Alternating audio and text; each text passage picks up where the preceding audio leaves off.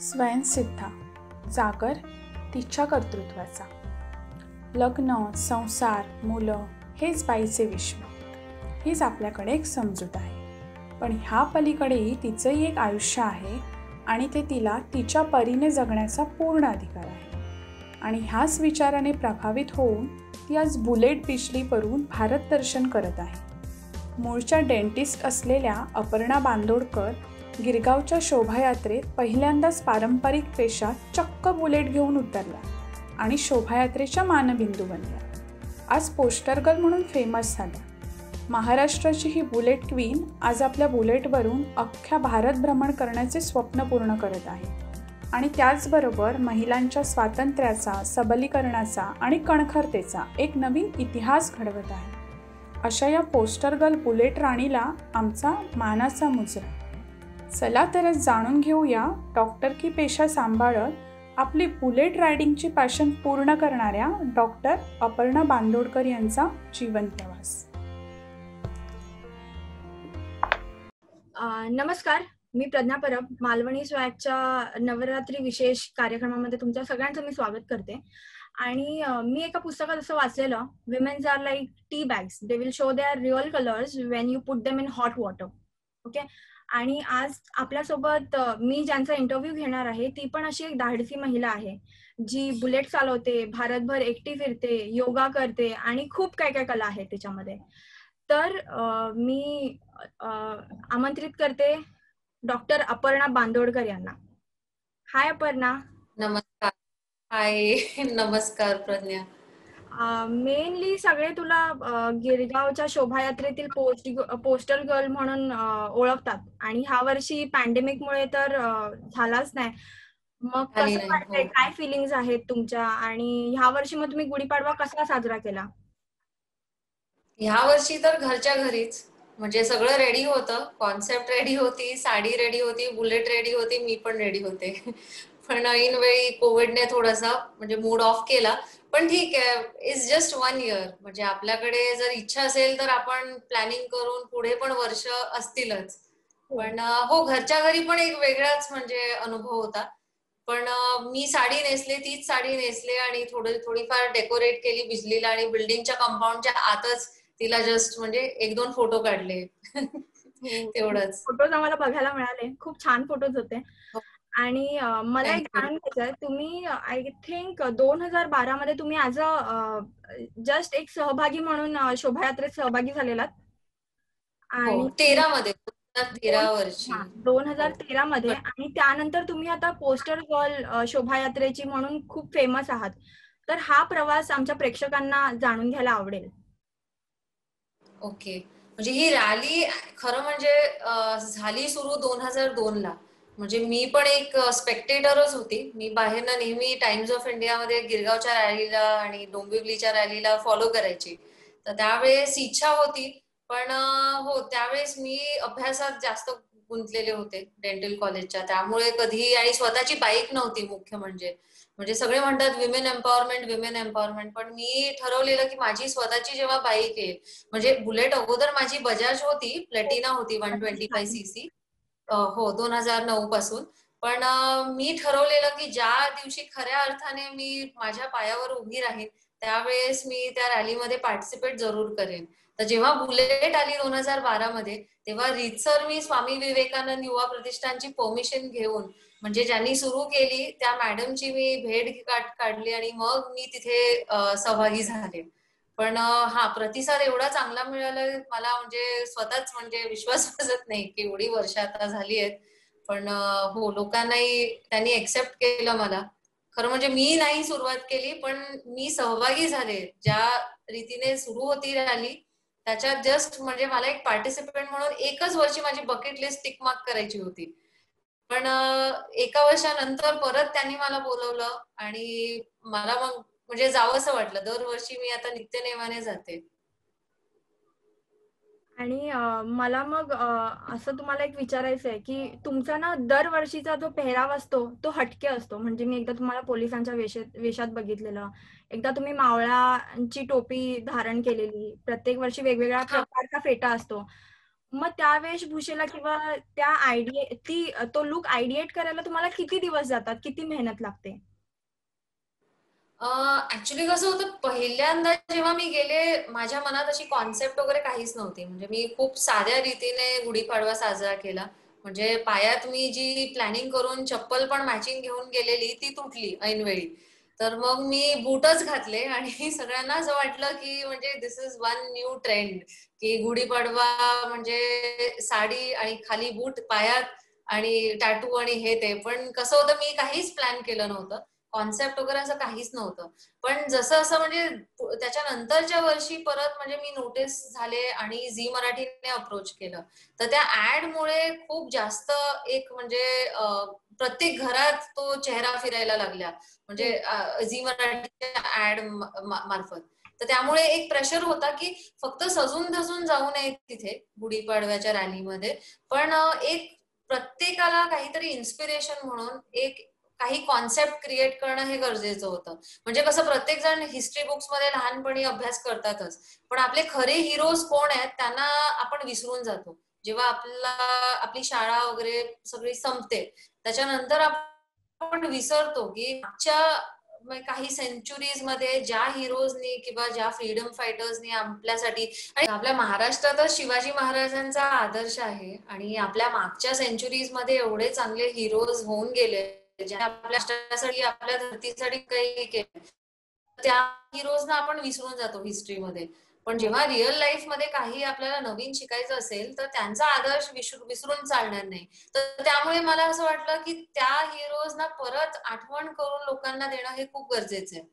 कारण आजची जी पिढी आहे त्या लोकांना म्हणजे विसरत जाते, फक्त पुस्तकी किडा बनवून किंवा काही जण अभ्यास न करता जस्ट म्हणजे वाचतात आणि एका कानातनं येतं ते दुसऱ्या कानातनं बाहेर फेकलं जातं.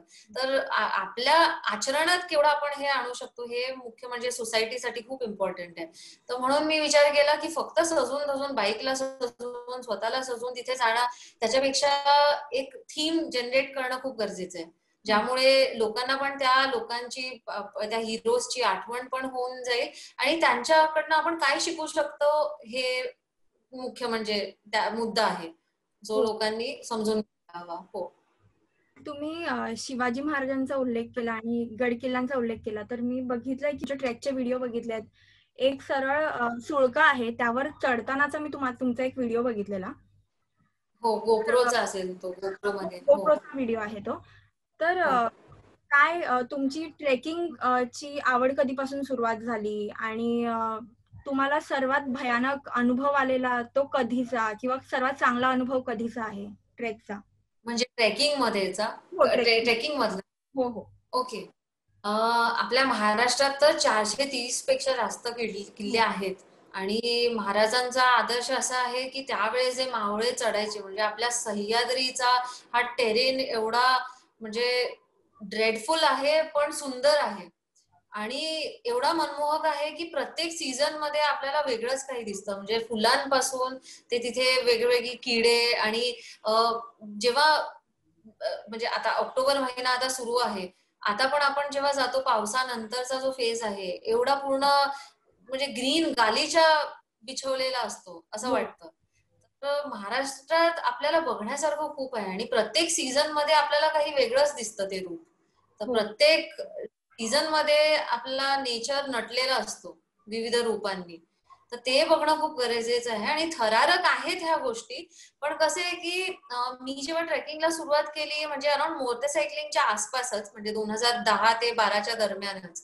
त्याच्या अगोदर पण आय थिंक काही छोटे मोठे ट्रेक्स झालेले, पण कसे काही ट्रेक्स खूप इझी असतात, म्हणजे जे कमर्शियल ट्रेक्स असतात, कोणी पायी चालून येऊ शकतो परत. पण आता आम्ही म्हणजे काय करतो की सेफ्टी ही खूप इम्पॉर्टंट आहे. म्हणजे लोकांसोबत जाणं आणि फक्त एन्जॉयमेंट करून येणं हे इम्पॉर्टंट नाहीये. त्या गड किल्ल्या मागची हिस्ट्री काय आहे ते जाणणं गरजेचं आहे. मग तिथे आपण जात आहोत तर रिसर्च करणं गरजेचं आहे की केवढा म्हणजे तो इझी ग्रेडचा आहे ट्रेक, मीडियम आहे की हाय डिफिकल्टी इंडेक्स आहे. त्याप्रमाणे जर खूप डिफिकल्ट असेल तर मग मी एका ट्रेकिंग ग्रुप सोबत जाते, व्ही रेंजर्स. म्हणजे ते 2008 पासून ऑपरेशनल आहेत महाराष्ट्रामध्ये. तर त्यांच्यासोबत ते प्रॉपर सेफ्टी इक्विपमेंट, रोप्स, कॅरेबिनर्स सगळं काही, म्हणजे आणि त्यांचे ट्रेक लीड्स असतात. म्हणजे लिंगाण्यापासून इर्शालगड किंवा कोणतेही जे अलंग मदन असो, जिथे म्हणजे पायऱ्या ब्रिटिशरांनी जे फोडलेल्या होत्या प्री इंडिपेंडन्सच्या आसपास, कारण ह्या गड किल्ल्यांवरती स्वातंत्र्य सैनिक असायचे, लपून असायचे. तर त्यावेळेस ब्रिटिशरांनी खूपशा आपल्या गडांची हानी केली आहे. तर त्या गडांना म्हणजे असे दुर्लक्षित गड जे आहेत, जे आपली सरकार पण काही करत नाहीये, तर त्या निमित्ताने आपण तिथे जाऊन भेट देऊन त्या पूर्वीच्या हिस्ट्री विषयी अजून जाणून घेऊन, आणि खरं म्हणजे हे ट्रेकिंग आता टुरिझमचं म्हणजे वळण घेते. पण कसं आहे की आम्ही हो, तर तिथल्या साफसफाई पण करणं किंवा दुर्ग संवर्धन करणं हे पण गरजेचं आहे. तर त्या निमित्ताने ह्या गोष्टी दुर्लक्षित ज्या आहेत त्या मुद्दा पण तो मुद्दा पण उठवणं गरजेचं आहे. म्हणून आम्ही ट्रेकिंग करतो, शिवाजी महाराजांसाठी, नेचरसाठी, स्वतःसाठी पण, आणि बाकी सगळ्यांना इन्स्पायर करण्यासाठी. आणि तुम्ही खूप फेमस आहात, तुमचे चाहते खूप आहेत. तर आय होप की तुम्हाला तुमचं हा व्हिडिओ बघून खूप जण ट्रेकला जावी, पण नॉट ऍज अ टुरिझम, दुर्ग संवर्धन करण्यासाठी किंवा त्याची माहिती गोळा करण्यासाठी. आणि मला एक तुम्हाला विचारायचं की तुम्ही आधी म्हणाले की तुमच्याकडे बजाज प्लॅटिना होती आणि त्याच्यानंतर तुम्ही बुलेट घेतली, आणि समाजात असं स्टिरियोटाईप मांडलेला आहे की मुलींनी चालवली तर मुली स्कूटी चालवू शकतात किंवा सायकल, पण बजाज प्लॅटिना किंवा बुलेट ह्या पुरुषी साईडला जाणाऱ्या गाड्या आहेत, असं स्टिरियोटाईप आहे. तर म्हणजे तुम्हाला असं का वाटलं की तुम्ही हे करावं किंवा तो स्टिरियोटाईप तुम्ही मोडून काढावा? ही आता जी पेट्रियार्की झाली आहे ना, पुरुष प्रधान समाज, म्हणजे ते खूप बदलणं गरजेचं आहे. कारण आपल्या महाभारतात पण म्हणजे कृष्णाला देवकी नंदन कृष्ण असा उल्लेख केला जायचा, पण आता आपण विसरत गेलो आहोत. आपण आता वडिलांचं सरनेम लावतोय. तर हे मला कधी पटलं नाही. म्हणजे कसं आहे की एक आयडेंटिटी, एक जीव ह्या जगात येतो, तर ह्या जगात आणण्यासाठी, पण त्याप्रमाणे आपण एकच फक्त म्हणजे we are being very partial की फक्त वडिलांचंच नाव लावायचं. तर त्याप्रमाणे कसं असतं की लोकांच्या डोक्यात तेच एक ब्लॉक निर्माण होतो की बायका ह्याच गोष्टी करू शकतात, पुरुषांनी हेच करायला हवं. पण तसं नाहीये. आपण जर रेस्टॉरंट मध्ये जातो तेव्हा आपण विचार करतो का की हे जेवण कोणी बनवलंय? जर मेल शेफ असेल, कोणी पुरुष असेल आणि हे जेवण बनवलंय, तर त्यावेळेस आपल्या डोक्यात हा प्रश्न नाहीये की म्हणजे तो पुरुष असूनही जेवण बनवतोय, म्हणजे स्त्रीचं हे कामच आहे, पण पुरुषाने केली तर ही कला. तर हा ब्लॉक काढणं अतिशय गरजेचं आहे. कारण आजकाल कसं आहे की स्त्री पुरुष ह्याच्यात पूर्वीपासूनच काहीच भेद नव्हता, आपण तो निर्माण केलेला आहे. त्याप्रमाणे जर पुरुष सायकल चालवू शकतो तर स्त्री ही सायकल चालवू शकते. म्हणजे ज्यात काही हॉर्मोन्सचं देणं घेणं नाहीच आहे. म्हणजे बायकांना टेस्टोस्टेरॉन हॉर्मोनची गरज नाहीये एक मोटरसायकल चालवायला, म्हणजे तसं आहे. तर त्याप्रमाणे मला पूर्वीपासूनच आकर्षण जे होतं, मला गिअरलेस स्कूटर मी कधी चालवलीच नाही.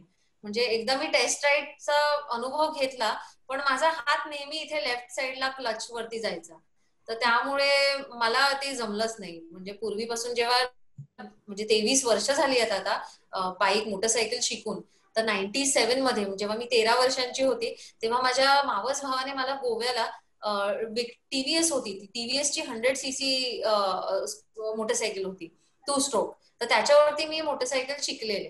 पण त्याच्यानंतर स्वतःची मोटरसायकल नसल्याने मग मी बाकीच्यांना विचारायचे, देतोस का तू, देतोस का? म्हणजे कॉलेजमध्ये पण, डेंटल कॉलेजमध्ये काही असे ज्युनियर्स होते ज्यांना रॅगिंग पासून वाचवलेलं आहे, आणि इन दॅट बार्गेन मी म्हटलंय की तू तुझी मोटरसायकल दे, मग तुला तुझं रॅगिंग नाही होणार. तर त्याप्रमाणे मी पाम बीच रोडवर एक म्हणजे सेर सपाटा मारून यायचे. तर भरपूर मोटरसायकल्स ट्राय केल्या, राईट फ्रॉम ती डेफिनेटली मेल वाली Pulsar two सीपीजी extreme, hunk, Apache, TVS भरपूर ट्राय केल्या. आणि अल्टिमेटली जेव्हा स्वतःच्या ऐपतीप्रमाणे, म्हणजे मी जेवढे पैसे जमवलेले त्याप्रमाणे मी 2009 मध्ये प्लॅटिना जमवून 47,000 ची होती, तर ती मी खरेदी केली.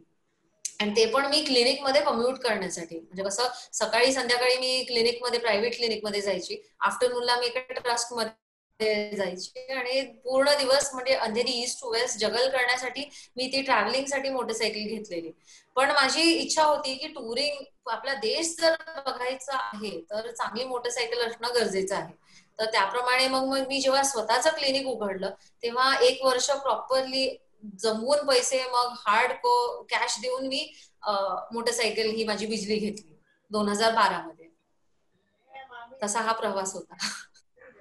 खूप खूप चांगला आणि खूप लोकांना उत्तेजित करणारा हा प्रवास आहे तुमचा.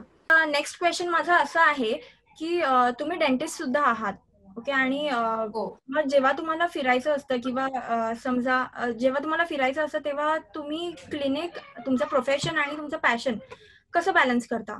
कारण की समजा एक अचानक जर इमिजिएट केस आली तर तुम्हाला म्हणजे ऍज अ डॉक्टर तुम्हाला लगेच तिथे धावून जावं लागेल, तर मग अशा वेळी तुम्ही काय करता? ओके. हा, कसं आहे की जेव्हा मी आता माझा एवढ्या वर्षांचा एक्सपिरियन्स सांगतो की कसं आहे की माणसाने स्वतःसाठी वेळ काढायलाच हवी. म्हणजे पैसा किंवा कामातच खूप स्ट्रेस घेऊन काहीच अर्थ नाहीये. म्हणजे उलट आपण काम बिघडवतो. ब्रेक घेतला की आपण रिफ्रेश होऊन परत म्हणजे आपलं काम नीट करू शकतो. तर त्यामुळे मी नेहमीच माझ्यासाठी एक प्लॅन ठेवलेला की वर्षातनं एकदा एक मोठी सुट्टी म्हणजे अराउंड 15 ते 20 दिवस मिनिमम ते 1 महिनाभर ही मी सुट्टी नेहमीच काढायची म्हणजे हिमालयासाठी. कारण जर इथनं राईड करून हिमाचलला किंवा उत्तराखंडला हिमालयात जायचंय तर एनी विच वेज जाण्या येण्यात जवळजवळ आपले 8-10 दिवस तर जातीलच. कारण पहिल्याच दिवशी जर अहमदाबाद, मग त्याच्यानंतर राजस्थान, मग तिसऱ्या दिवशी हरियाणा पंजाब क्रॉस केलं आणि मग चौथ्या दिवशी माणूस म्हणजे शिमला किंवा पोहोचू शकतो. ते 6 दिवस म्हणजे अराउंड 10 दिवसच पकडा, इन्क्लुडिंग ब्रेकडाऊन जर झाले, काही झालं तर तो विंडो पिरियड ठेवून बाकीचं प्लॅनिंग जे काही आपल्याला बघायचंय ते करणं गरजेचं आहे. त्याप्रमाणे वर्षातनं एकदा 1 महिनाभर सुट्टी आणि मध्ये तर ट्रेक्स वगैरे चालूच असतात किंवा छोट्या मोठ्या ट्रिप्स आणि क्वार्टरली बेसिसवर मी एक म्हणजे 15 दिवसांची किंवा 2 हफ्त्यापेक्षा कमीची सुट्टी घेतेच. पण हा, I have grown over that insecurity की आता केसेस आहेत, ज्या केसेस चालू आहेत मी कम्प्लीट करूनच जाते पूर्णपणे. पण आता माझी जर ट्रॅव्हलची डेट आहे आणि त्याच्या अगोदरच कोण मला I will help. Oil patient नेहमीच येतात, प्रॉब्लेम नाहीये, कारण त्यांना पण माहिती आहे की डॉक्टर मध्ये मध्ये ट्रॅव्हल करत असते. पण असं कधीच झालेलं नाहीये की म्हणजे कोणा पेशंटचं काम मी अर्धवट ठेवून गेले. पण नवीन केसेस कधी कधी आपल्याला म्हणजे सॅक्रिफाईस कराव्या लागतात. That is a part and parcel. Okay. मला आणि मी असं ऐकलंय की तुम्ही खूप वेळा सोलो ट्रॅव्हल पण करता, राईट? तर सोलो ट्रॅव्हल करताना समजा जर लांबचा पल्ला असेल तर ऑब्व्हियसली रात्र होतेच तेव्हा, तर अशा वेळी as a female solo rider तुम्हाला कधी वाईट प्रसंगांना तोंड द्यावं लागलंय का, किंवा असा अनुभव आलाय का तुम्हाला? हो, झालेत प्रकार, म्हणजे 2-3 वेळा मी सांगेन, पण I could handle it smartly. म्हणजे मध्य प्रदेश आणि वरचा जो नॉर्थचा बेल्ट आहे तो थोडासा म्हणजे डायसी आहे. म्हणजे 1-2दा मी हे अनुभव केले की त्या साईडची लोक म्हणजे एवढं एक्सेप्टन्स दाखवत नाहीत. म्हणजे कुठे इगो क्लॅशेस होतात. त्यांना असं वाटतं की एक बाई एवढ्या दूरनं आली आहे आणि ती पण बुलेट चालवते, म्हणजे they start comparing themselves to that person की आम्ही करू शकत नाही पण ही बाई करते. तर असे काही क्लॅशेस झालेत. म्हणजे 2-3दा भीती पण वाटली. म्हणजे हरियाणाचा हा प्रसंग मी सांगते. मी जात होते हिमाचलला आणि 2017 मध्ये हे झालेलं. I was doing a ride for rally for reverse. म्हणजे मी त्या रॅली फॉर रिव्हर्सचा कॉज पण एंडोर्स करत होते. माझ्या बाईकवरती रॅली फॉर रिव्हर्सचे बॅनर्स आणि फ्लॅग्स होते. तर कुणी जर मिस कॉल दिलं तर बेसिकली रिव्हर्स सेव्ह करण्यासाठी ट्री प्लांटेशनची ही ड्राईव्ह होती. म्हणजे पार्लमेंट मधनं हे बिल पास होणार होतं. तर त्याच्यासाठी बेसिकली लोकांचे वोट्स हवे होते. तर जेव्हा मी हरियाणा क्रॉस करत होते, भरपूर थंडी होती, ऑलमोस्ट आय थिंक नाही तेव्हाची गोष्ट नाहीये, इट वॉज बिफोर विंटर्स. हा, तेव्हा कसं झालं की एक माणूस बेसिकली पेट्रोल पंपवर जो अटेंडंट होता, माझं पेट्रोल फिनिश व्हायला रिझर्व्ह मध्ये लागलेली गाडी, तर त्यामुळे मी तिथे गेलेले आणि अचानक he was trying to be very very very म्हणजे ओव्हर फ्रेंडली. आणि म्हणायला लागला, मैडम आइए चाय पीजिए हमारे साथ, इतनी दूर से आई है, महाराष्ट्र की गाड़ी लग रही है. तर मी म्हटलं नाही नाही, आप पेट्रोल भर लीजिए, मुझे और 300 किलोमीटर करना है. तर त्याच्यानंतर कार्ड स्वाईप करण्याची जेव्हा वेळ आली तेव्हा आतनं एक माणूस आला आणि तो so called owner, I think owner होता. तर तो मला विचारायला लागला, कुठनं आली आहेस, काय आहे ते, शादी हुई आहे का, मग पर्सनल क्वेश्चन्स पण. मी म्हटलं हो हो लग्न झालंय. तर तो म्हणायला लागला, तुम्ही डॉक्टर असून इथे काय करत आहात. मी म्हटलं ह्या कॉस्ट साठी तुम्ही जर मिस्ड कॉल दिला तर बेसिकली हे बिल पास होणार पार्लिमेंटमध्ये. तर तो म्हणाला आपल्या हरियाणवी ऍक्सेंट मध्ये म्हणाला की हमारे हरियाणा में तो बहुत पानी है जी, हमको ये मिस कॉल देने की जरूरत नहीं है. तर मी म्हटलं हे बघा काही फोर्स नाहीये, तुम्हाला जर द्यायचं असेल तर प्लीज द्या, अदरवाइज इट्स ओके. तर तो त्याने ते टॉपिक कुठनं दुसरीकडेच डायव्हर्ट केलं. म्हणायला लागला, आप औरत होके आजकल औरतें भी इतनी आगे बढ़ गई हैं, घर पे ध्यान नहीं होता, अपने इन लॉज के साथ या अपने सास ससुर को छोड़ के सब ऐसे काम करने लगी हैं. और यहाँ पे नेचर के साथ तो हम कहाँ जुड़ेंगे, यहाँ पे घर वाले ही एक दूसरे के साथ जुड़े नहीं होते. तर मी म्हटलं ह्याला माझ्या पर्सनल लाईफशी देणं घेणं काय आहे, म्हणजे हाऊ डज इट मीन की म्हणजे I am asking for a miss call आणि हा माझ्या पर्सनल लाईफ मध्ये इथे काहीतरी वेगळंच बोलतोय. तर त्याने माझी चावी काढली, बेसिकली इग्निशन मधनं चावी काढली. आणि आय वॉज शॉक की ह्याने आता चावी दिली. माझ्याकडे स्पेअर कीज असतात पण चावी काढणं कोणाच्या बाईक मधनं, तर मला थोडंसं म्हणजे डाऊट आला. तर मी त्याला म्हटलं की प्लीज आप देखिए, मैं एक डॉक्टर हूँ, पर कौन डॉक्टर किसी कॉज के लिए, किसी नेचर के लिए क्या आपको मिस कॉल मांगने के लिए अपना क्लिनिक बंद करके यहाँ पे पूरी भारत यात्रा कर रहा है. ऐसे तो कोई आपको नहीं मिलेगा. तो पर्यावरण के लिए तो आपका भी कोई लेना देना है, तो उस हिसाब से उस नाते मिस कॉल देना हो या फिर लोगों को बताना हो तो प्लीज बताइए. मतलब मैं कुछ घर वर छोड़ के ऐसे ही नहीं आई हूँ, पर हाँ मुझे बाईक चलाना अच्छा लगता है, इसलिए मैं यहाँ पे ये पर्यावरण के लिए भी काम कर रही हूँ. तर त्याप्रमाणे मग मी ती चावी घेतली, इग्निशन ऑन केलं, किकस्टार्ट केली आणि मग ते कार्ड स्वाईप करून मी निघाले. मी म्हटलं हे काही चांगलं दिसत नाहीये, म्हणजे चावी काढून जर अजून काही लोक तिथे जमा झाली, and I am one solo traveller in a different state, आपल्याला त्यांची मेंटॅलिटी वगैरे म्हणजे we have to be quite street smart. तर त्याप्रमाणे माझ्या बाईकवरती मी एक आर्मी साईन लावलेली आहे. आणि अजून एकदा पण हरियाणामध्येच होत आहे, सोनीपतच्या अगोदर, ते डिसेंबर मध्ये होतं. खूप धुकं होतं, 1 वाजेपर्यंत, म्हणजे मी 8 वाजता निघू शकले जयपूरवरनं. तर तेव्हा निघता निघता एवढा फॉग होता की माझी स्पीड स्लो होती. तर सोनीपतच्या अगोदर मी जेव्हा पोहोचले, परत रिझर्व मध्ये गेलेली गाडी, तर मी पेट्रोल पंप मध्ये आत शिरले. त्याला विचारलं कार्ड चल रहा है क्या, तर दूरनं त्याला वाटलं की मी पुरुष आहे.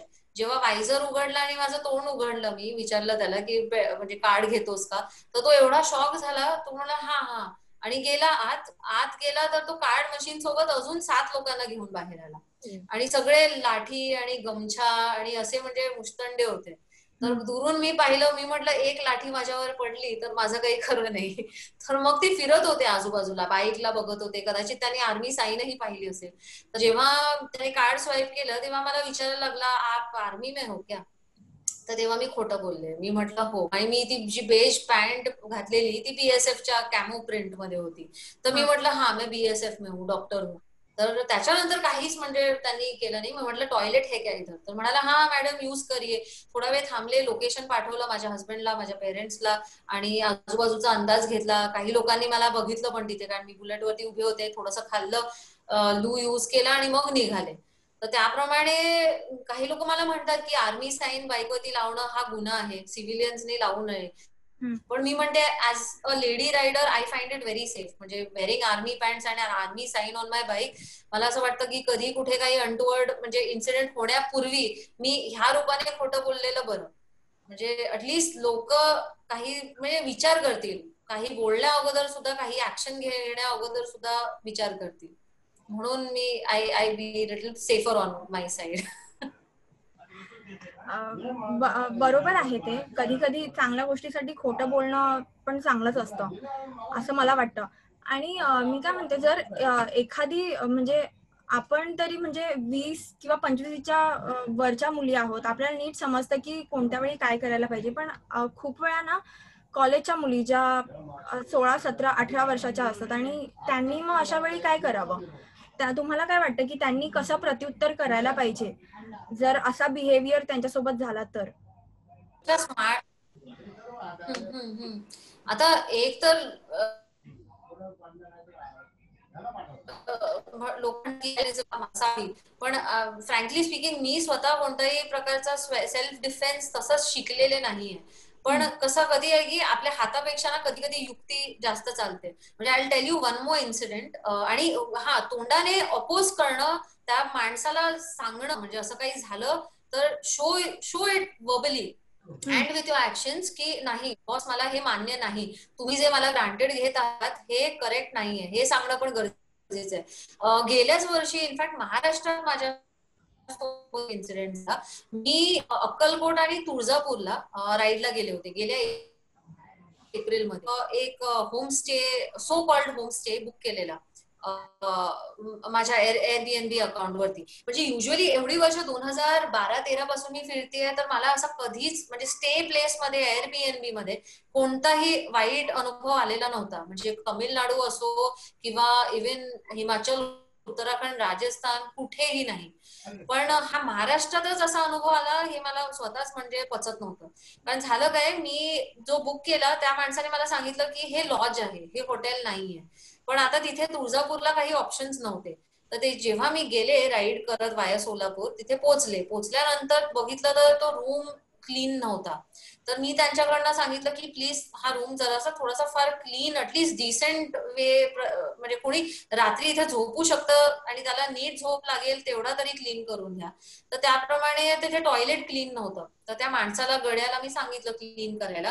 तर तो क्लीन करणं म्हणजे फिनाईल वगैरे टाकलं त्याने आणि नंतर माझ्या पायांना बघायला लागला. म्हणजे माझ्या पायावरती गार्ड्स होते, माझे शूज होते आणि माझे नी गार्ड्स होते जे रायडिंग यूज करते मी. रायडिंग जॅकेट वगैरे काहीच काढलं नव्हतं. सर्वात अगोदर आत येऊन पाहिलं रूम क्लीन नव्हता, टॉयलेट क्लीन नव्हतं. म्हणून मी त्यांना सांगितलं, मी म्हटलं तुमच्याने जमत नाहीये तर आय विल स्विच ऑन, मी एकतर इथनच राईड करून दुसरीकडे जाईन सोलापूरला, नाहीतर मला दुसऱ्या जागी तुम्ही शिफ्ट करा किंवा हा रूम क्लीन करून द्या. पण ते मला थोडंसं शेडी वाटलं लॉज. कारण इथे जी लोक होती ती पण एवढी फ्रेंडली नव्हती, सगळेच पुरुष होते आणि तिथे अजून माझ्याशिवाय राहायला कोणी नव्हतं. May be it was of season, काहीतरी बोर्ड एक्झाम्स वगैरे सुरू होते. आणि तुळजापूर इज म्हणजे अ रिलिजियस प्लेस आणि तिथे असं टुरिस्ट डेस्टिनेशन म्हणजे टुरिस्ट आय थिंक सीझन वाईजच येत असावे. पण जेव्हा मी तिथे त्याला सांगितलं की प्लीज हे क्लीन करून द्या, तर तो मी शूज काढायला लागले जेव्हा तो क्लीन करत होता तो गडी. तर तो गडी माझ्याकडे आला, म्हणाला मी तुमचे बूट काढतो आणि त्याने पायाला हात लावला. ते म्हटलं हा पायाला का हात लावते, म्हटलं असू दे. तर मी शूज काढले. त्याच्यानंतर तो थोडंफार बाहेर कुठे गेला, परत रूम मध्ये आला आणि माझे सॉक्स काढण्यासाठी त्याने माझ्या पायाला हात लावला. मी म्हटलं असू दे, हात लावण्याची मला कळते, स्वतःचे बूट आणि हे सगळं काढणं माझ्यासाठी कठीण नाहीये, सो इट इज ओके. तर मी त्याला सांगितलं प्लीज असू दे, झालं ते क्लीन झालं, पण आता तुम्ही रूम मध्ये नका येऊ, इट्स ओके. जेव्हा मी तुळजाभवानीच्या दर्शनासाठी निघाले तर हा माणूस माझ्या मागे येऊन मला फॉलो करायला, मी दाखवतो. मी म्हटलं मी ह्याच्यापूर्वी आलेले आहे तुळजापूरला, तर मला असं म्हणजे कोणी साईट सीइंग किंवा असं एस्कॉर्ट करण्यासाठी गरज नाहीये, दाखवण्याची गरजच नाहीये. तरीही तो पाठीमागे आला. जेव्हा गर्भगृहात मी लाईन लावून तिथे आत शिरत होते तेव्हा हा माणूस ह्याने माझ्या पाठीला हात लावला. आणि ऍज अ लेडी आपल्याला कळतो, तो टच आपल्याला नेहमीच फील होतो की काय आहे ह्या माणसाच्या मनात.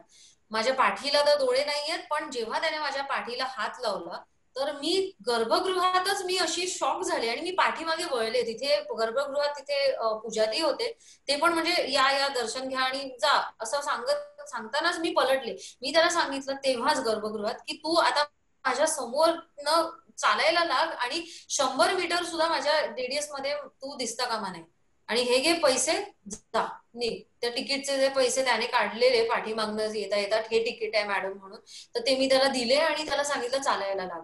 पण मला त्या रात्री त्या लॉज मध्ये झोप पडली नाही. मी म्हटलं ह्याला ही कडी तर मी लावलेली आहे, पण ह्या लॉज मध्ये बाकीचे लोक दिवसा होती, सगळे पुरुष होते, मध्यरात्री काही कोणी शिरलं, आत शिरलं, मला झोपच लागली नाही. आणि मी झोपले नाही. मी 2:30ला उठून तयार झाले. मी तोपर्यंत साईट सीइंग जिथे बाकीची जी मंदिरं करून आलेली, खाऊन वगैरे 7:30ला आले आणि मला झोपच लागेना. मी 8 वाजता 8:30ला झोपण्याचा प्रयत्न केला. मी तशीच 2:30ला उठले. जे झोपलेली होती लॉज मध्ये ते बघून मी खाली माझी बॅग वगैरे सगळी बंजी करून पॅक करून मी भवानीचं दर्शन घेतलं. अक्कलकोटला आले. 6 वाजता मी अक्कलकोटला पोहोचले, समर्थांचं दर्शन घेतलं आणि मी सरळ मुंबईला आले. मी म्हटलं next time I have to be really very careful, म्हणजे विथ स्टे प्लेसेस ऑल्सो.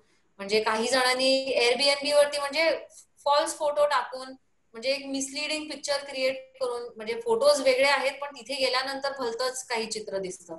तर त्याप्रमाणे म्हणजे अशी पण लोक असतात, म्हणजे how much ever you portray you are confident, तरी पण they keep on pushing you. म्हणजे ही बाई आहे, okay I can take undue advantage, असं they take women for granted sometimes. पण आपण त्यांना सांगावं की नाही boss, this is not right. म्हणजे मी मुलगी आहे, मी स्त्री आहे, ह्याचा तुम्ही म्हणजे गैरफायदा उठवू शकत नाही. It is very insulting, very derogatory. कुणाला त्या नजरेनं बघणं आणि मग approaching that person in that manner, touching that person, no, it is not possible. हे नाही म्हणणं अतिशय गरजेचं आहे. आणि नंतर मी त्या लॉजच्या ओनरला पण कंप्लेंट केली, माझे रिव्ह्यूज घातले गुगलवरती, सो दॅट बाकीचे म्हणजे बाकीच्या जर इनफॅक्ट सोलो विमेन रायडर्स किंवा ट्रॅव्हलर्स असतील तर त्यांना पण सतर्क करण्यासाठी मी रिव्ह्यूज गुगलवरती, ट्रिप ऍडवायझर वरती आणि एअरबीएनबी वरती टाकून दिले. म्हणजे हा माझा प्रत्यय होता असं म्हणून. आणि मला वाटतं की खूप जणांनी ह्यातून असा धडा घ्यावा की जेव्हा कोणी पहिल्या वेळी ट्राय करायला जाईल तेव्हाच आपण आवाज उठवायला पाहिजे, म्हणजे तो माणूस इथेच थांबेल आणि पुढे तो पुन्हा ट्राय हो करणार. हो. आपलं रिसर्च पण प्रॉपरली करणं गरजेचं आहे. घाईघाईत कोणती पायरी म्हणजे ओके मला ह्या ठिकाणी जायचंय म्हणजे फक्त तिथे पोहोचणं हे गरजेचं नाहीये. How safe will be your travel, that is also important. म्हणजे ट्रस्टवर्दी लोक किंवा आपल्या घरच्यांना प्रॉपरली आपलं लोकेशन शेअर करणं की आपण ह्या लोकेशन वरती फिरतोय. काही SOS जर इन केस तुम्हाला एमर्जन्सी असेल किंवा तिथले काही कॉन्टॅक्ट पण जनरेट करणं. म्हणजे जर नवीन गोष्टी ठिकाणी आपण जातोय तर you can put a simple, म्हणजे काही फोरम्स आहेत, HVK फोरम्स आहेत, ट्रॅव्हल फोरम्स आहेत, जिथे यू कॅन सीक हेल्प. जर असा इन्सिडेंट झाला तर आजकाल इंटरनेटचा तोच फायदा आहे, आपण मॅपने म्हणजे नॅव्हिगेट करून कुठे कुठे पोहोचू पण शकतो आणि हेल्प पण मागू शकतो. कुठे काही असलं तर आपल्या म्हणजे माझ्या मोबाईल चार्ज करण्यासाठी मी डिव्हाइस पण चार्जिंगसाठी USB वाला ठेवलेला आहे, बॅटरी बँक पण कॅरी करते, लोकेशन ट्रॅकिंग पण कॉन्स्टंटली, म्हणजे जे माझे एमर्जन्सी कॉन्टॅक्ट आहेत त्यांच्यासोबत they can see my live location. काही जर असेल तर आपण लोकांची पण म्हणजे लोकल सोबत कॉन्टॅक्ट करून आपण हेल्प पण घेऊ शकतो. आणि तुम्हाला जर वाटलं असतं कसं आहे की वाया कुणाचे ना कुणाचे फ्रेंड्स असतात जे तुम्हाला ऑफर करू शकतात की हा you are in my city तर तुम्ही खुशाल या. तर घरचं जेवण, घरची लोक, घरची माणसं, डिसेंट लोक पण असणं गरजेचं आहे. इफ यू फील की तो स्टे प्लेस किंवा ते हॉटेल थोडंसं तुम्हाला रिस्की वाटतंय, स्टे प्लेस रिस्की वाटल्यास ह्या सगळ्या गोष्टी पण बघणं गरजेचं आहे. म्हणजे इम्पल्सिव्ह ट्रॅव्हल करू नये माणसाने, नीट प्लॅनिंग करा, डोकं शांत ठेवून प्लॅनिंग करा, कुठे राहायचंय, कसं राहायचंय, ती जागा कशी आहे, बाकीच्या कोणी पूर्वी जर ट्रॅव्हल केलंय त्यांचा पण ऍडवाइस घ्या, ते सगळं बघणं गरजेचं आहे. माझा नेक्स्ट क्वेश्चन असा आहे की तुम्ही खूप ठिकाणावर फिरला आहात, तुम्ही भारतभर फिरला आहात, तर असं एक ठिकाण आहे का जे प्रत्येक माणसाने आयुष्यात एकदा तरी बघायलाच पाहिजे की किंवा तिथे बाईक राईड केलीच पाहिजे? आपल्या भारतात भरपूर ठिकाण आहेत, म्हणजे आपल्या क्विझिन प्रमाणेच आपल्या लोकांची पण म्हणजे खाणं पिणं सगळंच वेगळं आहे, टेरेनच वेगळं आहे. म्हणजे मी लोकांना सांगेन की बाहेर फिरंग देश पाहण्यापेक्षा आपल्या देशातच एवढं काही बघण्यासारखं आहे की पूर्ण एक आयुष्यच कमी पडेल.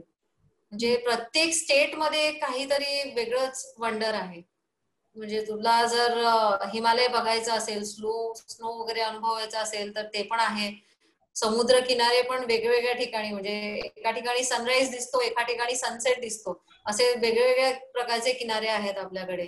आपल्याकडे एवढी म्हणजे रेगिस्तान आहे, जंगल आहे, टायगर्स आपल्याकडे आहेत बघण्यासारखं. आणि एवढ्या हजारो वर्षानुवर्ष जे लोकांनी म्हणजे बांधलेले गड किल्ल्यांपासून मॉन्युमेंट्स आहेत, खूप काही आहे. आर्किटेक्चरल वंडर्स पण खूप आहेत. क्लायमेट वाईज पण प्रत्येक स्टेटमध्ये जर आपण त्यावेळेला म्हणजे ड्राय सीझन मध्ये आपण हिमालयात गेलो तर आपल्याला तिथे रायडिंग वगैरे करायला मिळेलच, पण स्नो मध्ये पण रायडिंग करणं ते पण एक ऍडव्हेंचर आहे. तर मी असं एक सिलेक्ट करू शकत नाहीये, म्हणजे I am not able to. मी प्रत्येकाला सांगेन की प्रत्येकाने आपल्या परीने आपले फेवरेट्स म्हणजे डिसाईड करण्यासाठी त्यांनी स्वतः हे सगळं अनुभवायला हवं. त्याच्यानंतरच म्हणजे दे कॅन डिसाईड की व्हॉट्स बेस्ट फॉर देम. तुझा असा कोणता अनुभव होता, असं कोणतं ठिकाण होतं की जे तुला खूप सुंदर वाटलं आणि तू तिथे पुन्हा पुन्हा जात राहशील? अशी कोणती ट्रिप होती तुझ्यासाठी? आता मी जेव्हा गेले राजस्थानमध्ये पण अराउंड 18-20 वेळा गेले, जाऊन येऊन भरपूरदा. म्हणजे प्रत्येक स्टेट हे कम्प्लीट होतच नाही. म्हणजे मी जर डिसाईड केलं ह्या वर्षी की मी आता लद्दाखमध्ये पण मी ऑलमोस्ट हिमालयात अराउंड 5 ते 6 वेळा जाऊन आले, तरी पण मला परत परत तिथे जावं असं वाटतं. म्हणजे वर्षातनं एकदा तरी हिमालयात जाणं हे गरजेचं आहे माझ्यासाठी.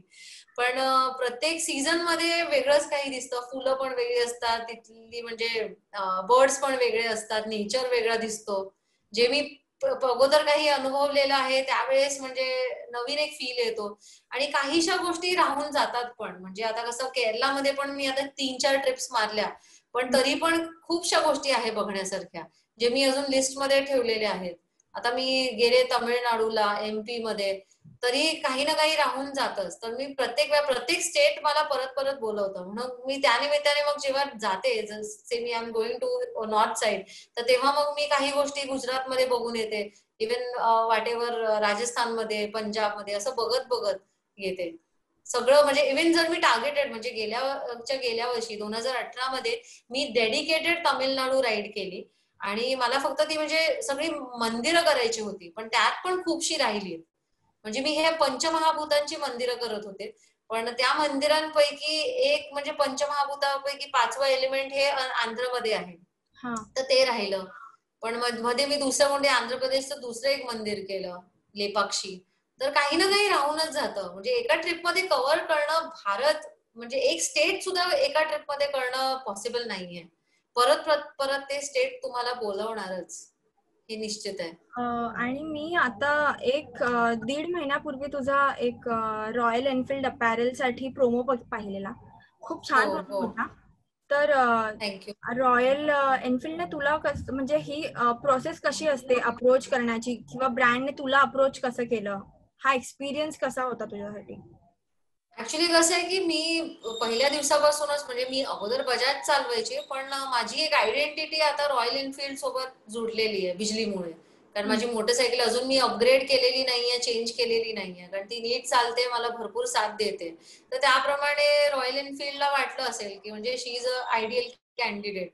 आणि मे बी डॉक्टरची प्रोफाईल असल्या कारणाने, म्हणजे being a rider as well as a dentist, त्यामुळे त्यांना माझी प्रोफाईल इंटरेस्टिंग वाटली. आणि झालं काय, 2018 मध्ये मला ऍक्च्युली सायटिका झालेला. तर मला ऍक्च्युली डॉक्टरांनी माझा पायाचं सेन्सेशन गेलेलं राईट साईडला, तर तेव्हापासून मी योगा सुरू केला, ज्यामुळे सर्जरी ही टळली आणि मी फुल्ली रिकव्हर झाले सायटिका पासून.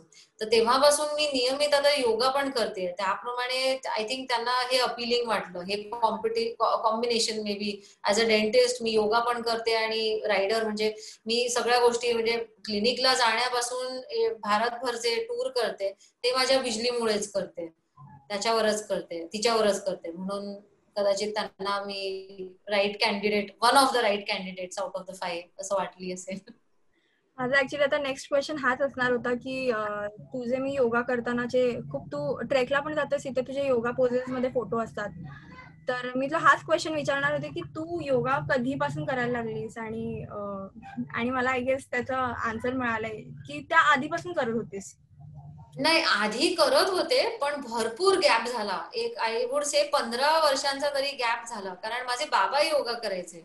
ते खूप लवकर शिकलेले. ते जेव्हा 13 वर्षांचे होते तेव्हा ते शिकलेले, आणि ते 13 वर्षांपासून 50व्या वर्षापर्यंत योगा नियमित नित्यनेमाने करत होते. पण ज्या वेळेस त्यांनी योगा थांबवला, त्याच्यानंतर त्यांना डायबिटीस 4 वर्षानंतर, आणि मग हार्ट ट्रबल, आणि तो सिलसिला जारी झाला. तर त्यामुळे I have learn a lesson from him की योगाने माणसाची फक्त म्हणजे फिजिकल हेल्थ नाही, पण मेंटल हेल्थ. आणि मला त्याचा प्रत्यय आला, कारण मी योगा शाळेमध्ये करत होते तो सोडून बाकीच्या गोष्टींवरती जास्त लक्ष दिलं. म्हणजे फिटनेस ही होती, पण जिम केलं, सायकलिंग केलं, हे सगळं करून म्हणजे भागले. आणि आता योगाला परत मग मी एक्सपिरियन्स केला काय होतं.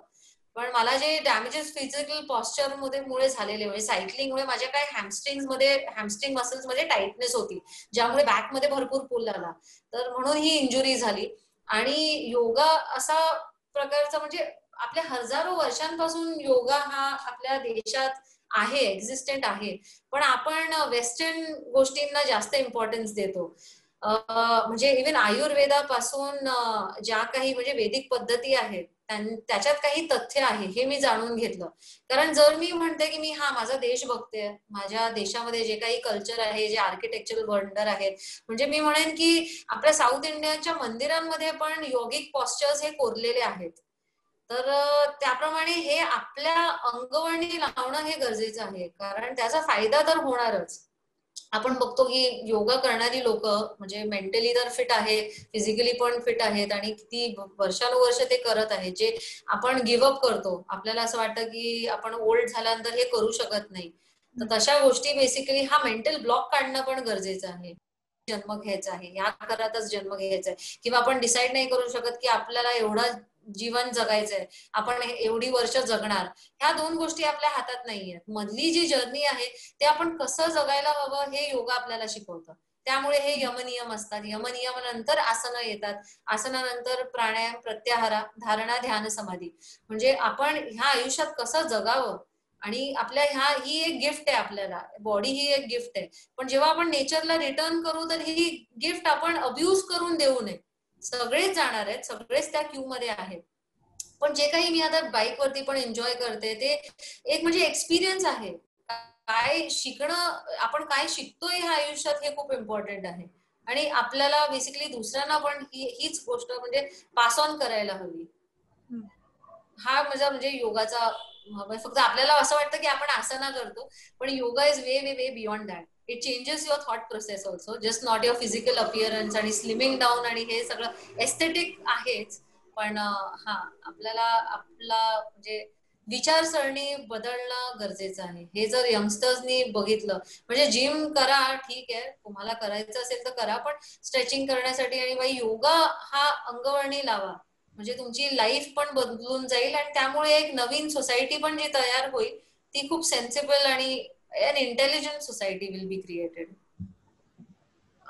खूप छान मेसेज मिळाला आमच्या प्रेक्षकांना ह्या क्वेश्चन, ह्या आन्सरमुळे तुझ्या. माझ्या प्रेक्षकांना ह्या इंटरव्ह्यू मधून खूप काही शिकायला मिळालं, आणि ह्या इंटरव्ह्यू मध्ये येऊन तू तुझा अमूल्य वेळ आम्हाला दिलास, त्यासाठी खूप खूप धन्यवाद. मालवणी स्वॅगच्या पूर्ण परिवारातर्फे आम्ही तुला पुढच्या वाटचालीसाठी खूप शुभेच्छा देतो, आणि आम्हाला पुढच्या रॅलीज मध्येही तुला बघायला आवडेल. अशीच दिसत राहा. Thank you so much. छान वाटलं तुझ्याशी बोलून. I am very happy. Thank you so much.